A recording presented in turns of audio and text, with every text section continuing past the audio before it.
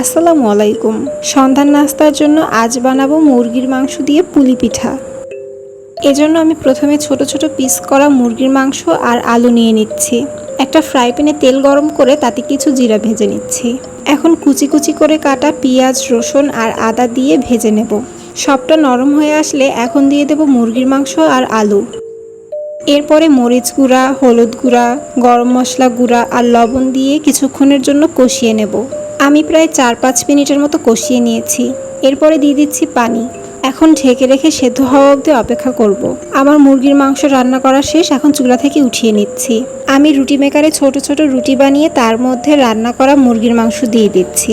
এখন এভাবে ভাঁজ করে একটা বাটি দিয়ে কেটে নিচ্ছি। পিঠাটাকে এভাবে সুন্দর ভাঁজ করে নিচ্ছি। এখন ভেজে নেবার পালা। একটা কড়াইতে তেল গরম করে পিঠাগুলো ভেজে নিচ্ছি। তৈরি হয়ে গেল মুরগির মাংস দিয়ে মজাদার পুলি পিঠা।